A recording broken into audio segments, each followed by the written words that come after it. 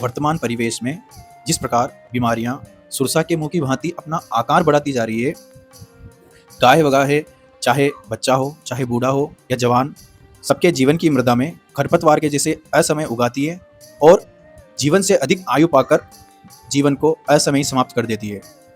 मधुमेह, रक्तचाप, मोटापा, पेट में जलन, अपच, अजीर्ण, थायराइड, हृदय विकार, कैंसर, अवसाद, भूलने की बीमारी, नींद कम आना, हड्डियों का कमजोर होना, जोड़ों में दर्द रहना, थकान, बेचैनी, चिंता विकार आदि बीमारियां आज के दैनिक जीवन में ऐसा परम स्थान प्राप्त कर चुकी हैं कि समाज का कोई व्यक्ति, चाहे स्त्री हो या पुरुष, बड़ी जिम्मेदारी से इनका निर्वहन कर रहा है। हम ऐसा कह सकते हैं कि आजकल इंसान बीमारियों का घर बनकर रह गया है, जिसके आंगन में नई पुरानी, छोटी बड़ी, साध्य असाध्य सब प्रकार की बीमारियां मौज कर रही है और इंसान मूक दर्शक बनकर अपना जीवन दयनीय स्थिति में मौत को सुपुर्द कर रहा है। परिस्थितियां आज के दौर में ऐसी निर्मित हो चुकी हैं कि सिजेरियन के बिना कोई दुनिया में आता नहीं है और वेंटिलेटर के बिना दुनिया से कोई जाता नहीं है। इतना ही नहीं, आजकल बीमारियां गोरिल्ला युद्ध भी कर रही है। जैसे चलते चलते, बात करते करते, व्यायाम करते करते, नृत्य करते करते ही आदमी बेदम होकर गिर जा रहा है और बाद में पता चलता है, जब पोस्टमार्टम की रिपोर्ट आती है, कि हृदयाघात से मृत्यु हुई थी। इन बीमारियों का चिकित्सीय अथवा वैज्ञानिक कारण चाहे कुछ भी हो, परंतु इनको उपजाने का श्रेय भी मनुष्य को ही जाता है। मूलतः आज के दौर में जीवन शैली, खान पान, रहन सहन, रीति रिवाज और प्रकृति को चुनौती देने वाले दुस्साहसिक कार्यों के कारण हर घर में मरीजों की संख्या में इजाफा हो रहा है या वृद्धि हो रही है। अपनी दिनचर्या को प्रकृति के साथ समन्वय में न रखकर अव्यवस्थित रूप से जीना और उसी को अपनी स्टाइल कहना आज के कलयुगी मानव की सबसे बड़ी भूल है। हजारों सालों पहले से भारतवर्ष में मानव जीवन ही नहीं, अपितु मानव जीवन के परे भी, अर्थात जीवन को कैसे जिया जाए, स्वस्थ कैसे रहा जाए, दैनिक दिनचर्या और जीवन शैली में सुधार कैसे किया जाए, कैसे शरीर, मन और आत्मा को प्रसन्न रखा जाए और जीवन समाप्त होने के बाद भी आत्मा का परमात्मा से मिलन कैसे होता है, मोक्ष क्या है, कैसे जीवन को मोक्ष की ओर ले जाया जाए आदि गूढ़ प्रश्नों के उत्तर देने के लिए हमारे ऋषि मुनियों ने, विद्वजनों ने अपने कठोर जप, तप और व्रत के परिणाम स्वरूप अलौकिक ज्ञान प्राप्त किया और उस ज्ञान को अपने समय में जन जन के कल्याण के लिए वितरित किया। एवं उन मनीषियों ने, उन विद्वजनों ने, उन युग पुरुषों ने कलयुग अर्थात कलह और मतभेदों का युग, इसमें घटित होने वाली मानव मन और तन की विकृतियों का पहले से ही अनुमान कर उस ज्ञान को विभिन्न संहिताओं, ग्रंथों और पांडुलिपियों की मंजूषा में संजो कर रखा, ताकि समय आने पर प्रत्येक मनुष्य उस ज्ञान का उपयोग कर उससे लाभान्वित हो सके। साथ ही उस ज्ञान का प्रचार प्रसार पूरी दुनिया में करें, उसको जन जन तक पहुंचाएं। लेकिन कुछ विदेशी आक्रांताओं ने उस ज्ञान का अधिकांश भाग अपनी दुर्बुद्धि, अविवेकी स्वभाव और द्वेषता के कारण नष्ट कर दिया। फिर भी आज भी बहुत सारे ऐसे स्रोत उपलब्ध हैं जिससे उस ज्ञान को समझा जाना और मानव कल्याण के उपयोग में लाया जाना संभव है। ऐसा ही एक असीम ज्ञान का स्रोत है आयुर्वेद। आयुर्वेद का अर्थ है आयु एवं वेद। आयु अर्थात जीवन और वेद अर्थात जानना, अर्थात आयु या जीवन के बारे में जानना ही आयुर्वेद कहलाता है।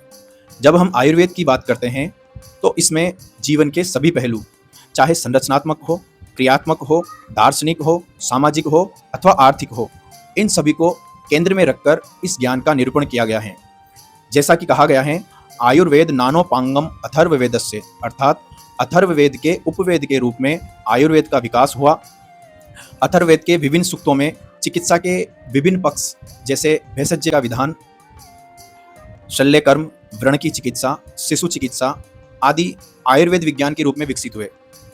आचार्य चरक ने आयुर्वेद का निर्वचन कुछ इस प्रकार किया है, आयुर अस्मिन विद्यते अनेन वा आयुर्विदन्ति, अर्थात जिसके द्वारा आयु का ज्ञान हो उसे आयुर्वेद कहा जाता है। वैसे तो आयुर्वेद में कई ग्रंथ हैं, परंतु 3 ग्रंथ बहुत महत्वपूर्ण माने गए हैं, जिसमें पहली शताब्दी में आचार्य चरक द्वारा रचित चरक संहिता, 6ठी शताब्दी में आचार्य सुश्रुत द्वारा रचित सुश्रुत संहिता एवं 7वीं शताब्दी में आचार्य वाग्भट्ट द्वारा रचित अष्टांग हृदय एवं संग्रह। इसके अलावा अन्य ग्रंथों में 10वीं शताब्दी में चक्रपाणि दत्त का चिकित्सा सार संग्रह, वंगसेन का चिकित्सा सार, भाव मिश्र का भाव प्रकाश एवं उसके बाद 17वीं से 19वीं शताब्दी के मध्य रचित वैद्य जीवन, आयुर्वेद प्रकाश, योग तरंगिणी, भेषज रत्नावली आदि ग्रंथ आयुर्वेद के अमूल्य और दुर्लभ ज्ञान को संकलित कर अत्यंत सुलभता से जीवन को स्वस्थ और समृद्ध बनाने के उद्देश्य से रचे गए हैं।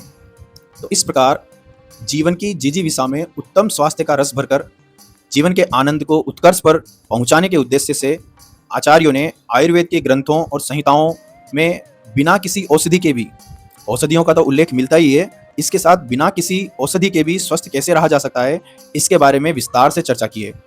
उसी चर्चा का कुछ अंश मैं आज आपके सामने प्रस्तुत कर रहा हूं, जो समझने में आसान है और उसका पालन नियमित रूप से किया जा सकता है। इसमें सर्वप्रथम आता है स्वस्थ दिनचर्या का पालन।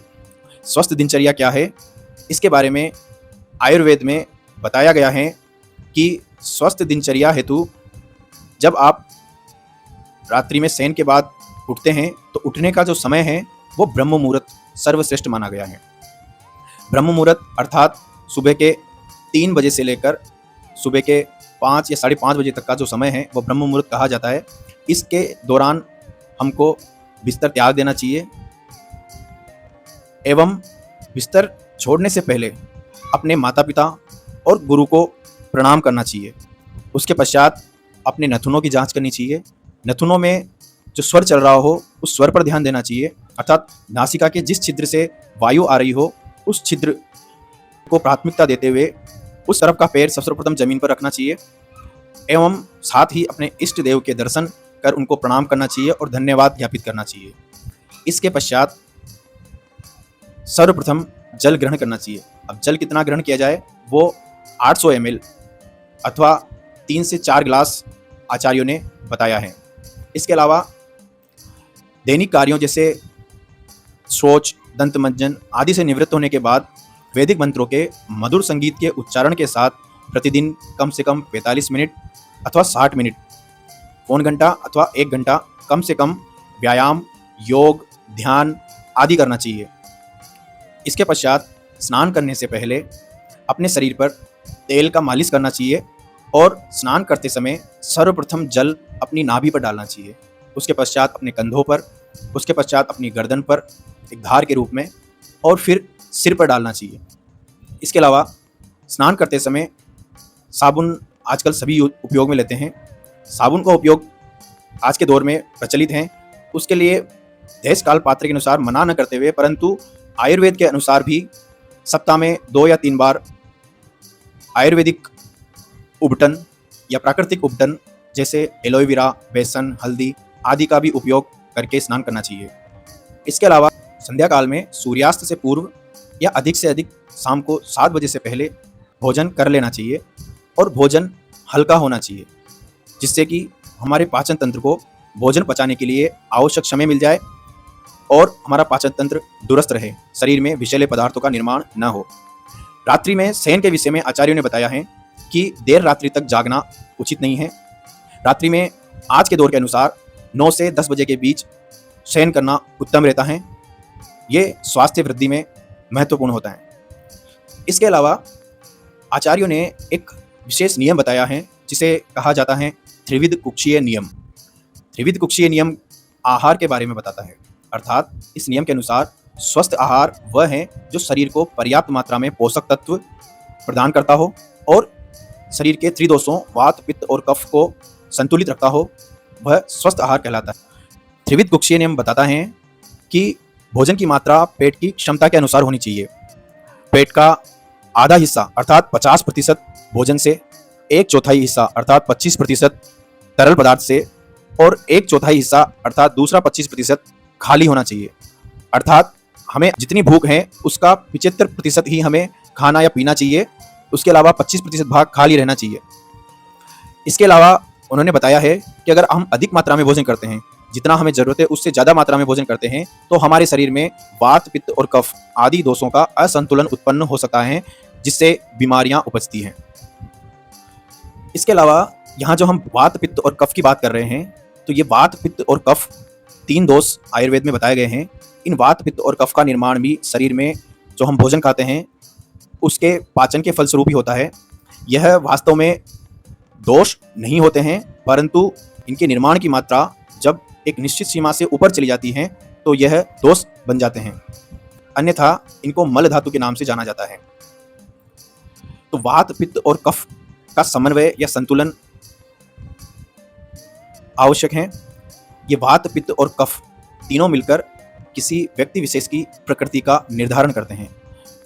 इन तीनों के विभिन्न संयोजनों से 7 प्रकार की प्रकृति का निर्माण होता है, अर्थात 7 प्रकार की प्रकृति जन समुदाय में या सकल मानव समुदाय में पाई जाती है। वो क्या है? वात प्रकृति, पित्त प्रकृति, कफ प्रकृति, वात पित्त प्रकृति, वात कफ प्रकृति, पित्त कफ प्रकृति और वात पित्त कफ प्रकृति। अर्थात जितने भी मनुष्य हैं उन सभी मनुष्यों में इन 7 प्रकार की प्रकृति वाले मनुष्य पाए जाते हैं, जिसमें जिस दोष की प्रधानता होती है उसके अनुसार उसकी प्रकृति का निर्धारण होता है। प्रकृति क्या है? किसी भी व्यक्ति का शारीरिक एवं मानसिक संरचना एवं संगठन एवं उसकी कार्य की उसकी प्रकृति कहलाती है। इसका निर्धारण जैसा कि मैंने बताया वात पित्त और कफ आदि दोषों की प्रधानता के आधार पर होता है। अतः प्रकृति का निर्धारण किसी व्यक्ति की क्या प्रकृति है इसका निर्धारण करने के लिए किसी आयुर्वेदिक चिकित्सक की सलाह लेनी चाहिए। उसकी देखरेख में प्रकृति का निर्धारण करना चाहिए, अर्थात जिस प्रकार की प्रकृति है उस प्रकार का आहार विहार उस व्यक्ति विशेष द्वारा फॉलो किया जाना चाहिए, जिससे शरीर में इन तीनों दोषों का वात पित्त और कफ का संतुलन बना रहे और शरीर स्वस्थ रहे। इसके अलावा आचार्यों ने एक महत्वपूर्ण चीज़ और बताई है, वो है विरुद्ध आहार से दूरी। अब विरुद्ध आहार क्या है? विरुद्ध आहार अर्थात ऐसे खाद्य पदार्थ जो एक साथ या गलत तरीके से सेवन करने से शरीर पर हानिकारक प्रभाव पड़ता है, विरुद्ध आहार कहलाते हैं। यह ऐसे आहार के बारे में बताता है जिनमें विपरीत गुण पाए जाते हैं और जो मिलकर हमारे पाचन तंत्र पर और इसके साथ अन्य अंगों पर दुष्प्रभाव डालते हैं। जैसे अगर कोई व्यक्ति दूध के साथ मछली या केला खाता है तो ये दूध और मछली अथवा केला विरुद्ध आहार कहलाता है, दोनों को एक साथ नहीं खाया जा सकता। इसी प्रकार दूध के साथ नमक या खट्टे फल खाना या लेना, शहद और घी समान मात्रा में लेना, गर्म किया हुआ शहद, घी के पश्चात शीतल पदार्थ का सेवन, चाय के बाद ठंडे जल का सेवन, रात्रि में दही अथवा छाछ का सेवन आदि विरुद्ध आहार की श्रेणी में आते हैं। तो इनसे बचना चाहिए। इनसे हमारे शरीर पर पाचन संबंधी समस्याएं हो सकती हैं, जैसे गैस, कब्ज, एसिडिटी, जो कि आज के दौर की सामान्य समस्या बन गई है।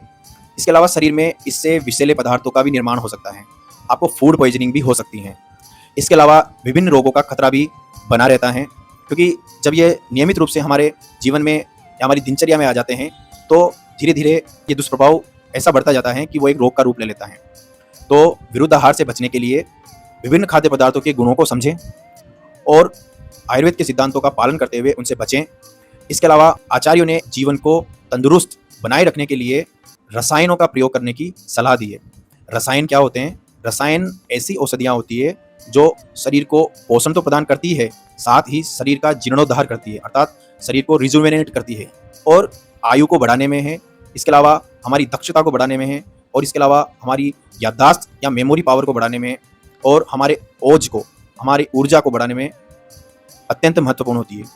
जैसा कि आचार्य चरक ने चरक संहिता के रसायन अध्याय में बताया है, स्वस्थोर्ज कर्म यत्तु तद्वृश्यम तद्राशायनम, अर्थात जो सामर्थ्य और रोग प्रतिरोधक क्षमता को उन्नत करता हो रसायन की श्रेणी में गिना जाता है।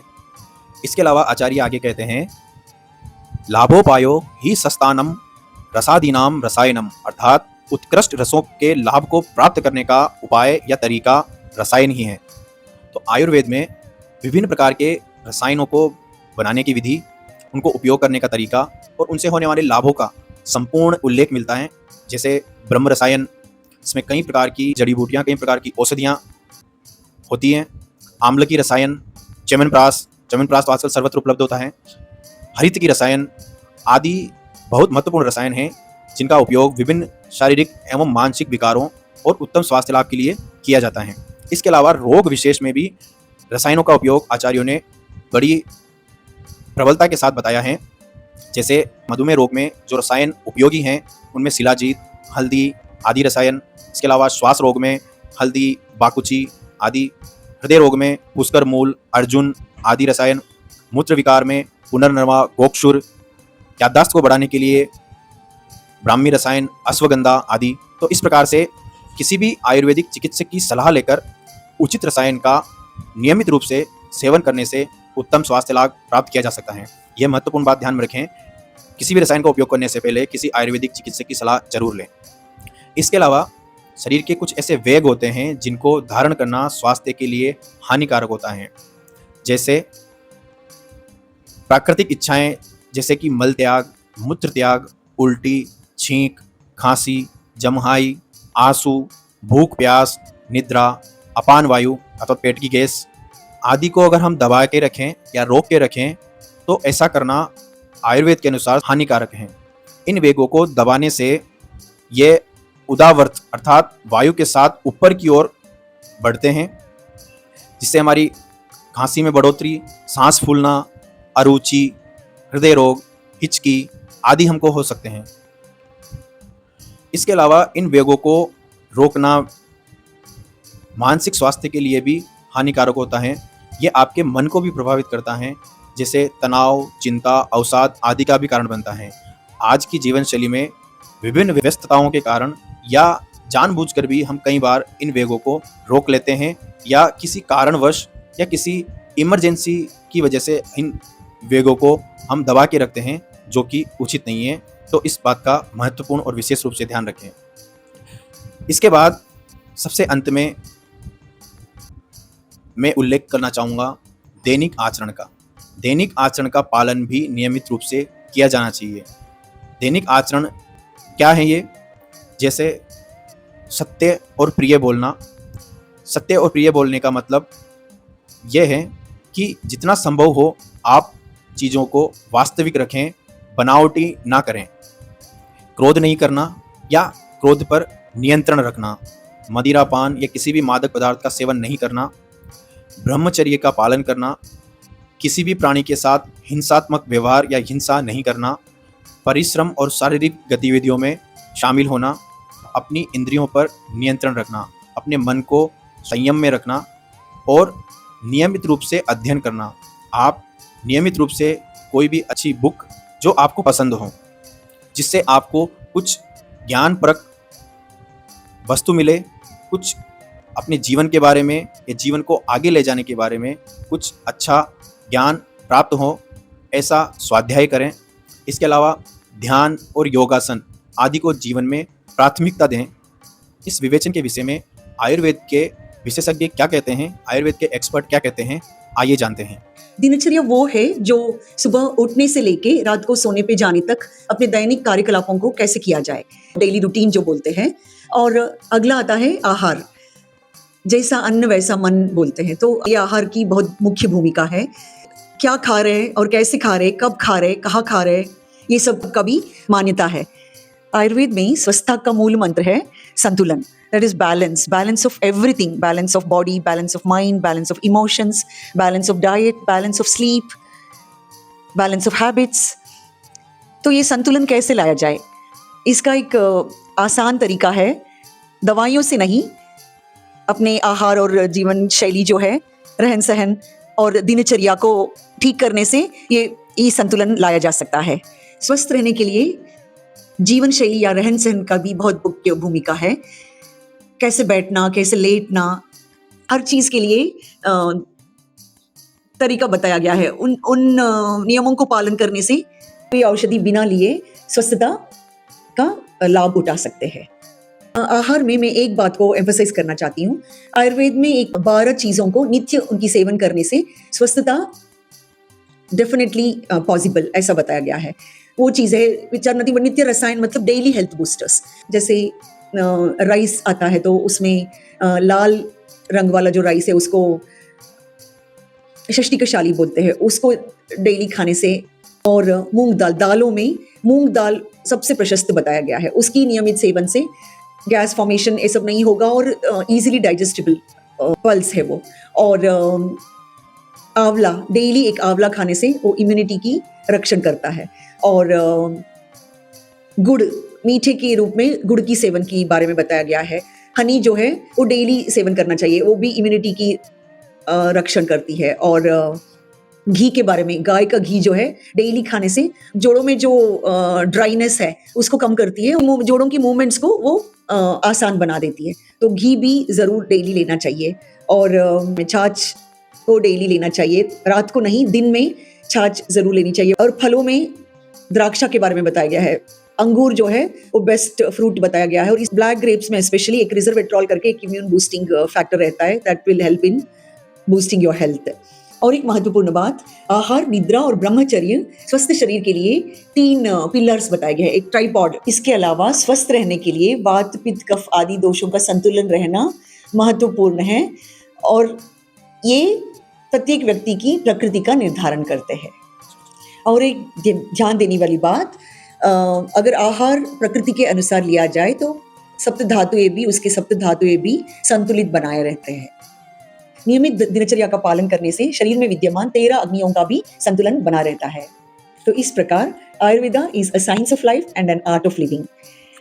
तो सभी लोग आयुर्वेद को अपनाएं और स्वस्थ जीवन पाए। Thank you. तो जैसा कि आपने सुना, आयुर्वेद के विशेषज्ञों के अनुसार और इन आयुर्वेदाचार्यों के अनुसार यह बात सिद्ध होती है, और आप सब भी जानते हैं कि पहला सुख निरोगी काया है। और आयुर्वेद के अनुसार जो नियम है और जीवन शैली और आहार विहार का जो निर्देशित ज्ञान है, उसका उपयोग करके, उसका नियमित रूप से पालन करके आज के समय में होने वाली भारी भरकम बीमारियों से बचा जा सकता है। और आयुर्वेद के कवच को जीवन में वस्त्रों की भांति ओढ़ना और पहनना मनुष्य को विकारहीन और रोगमुक्त बना सकता है। और आयुर्वेद ही नहीं, आधुनिक विज्ञान भी, एलोपैथी भी आहार और जीवन शैली में बदलाव के द्वारा रोगोपचार का पुरजोर समर्थन करती है। तो आधुनिक चिकित्सा या विज्ञान के तकनीकों, दवाइयों को लें, इसमें कोई बुराई नहीं है, लेकिन उसके साथ ही आयुर्वेद में निर्देशित इस दैनिक दिनचर्या, आहार विहार और दैनिक आचरण का नियमित रूप से पालन करें। इसलिए आज से और अभी से ही ये संकल्प लें और एक शुरुआत करें। शुरुआत में आपको थोड़ा अजीब लग सकता है, क्योंकि हम इस परिवेश में आ चुके हैं जहाँ से मुड़ना थोड़ा कठिन है, लेकिन असंभव नहीं है। तो अपने कदमों को एक दिशा दीजिए जिससे आपके जीवन की दशा परिवर्तित हो सके। तो आयुर्वेद विज्ञान का लक्ष्य सर्वदा आदि व्याधि रहित आत्म आनंदित वसुधा। धन्यवाद।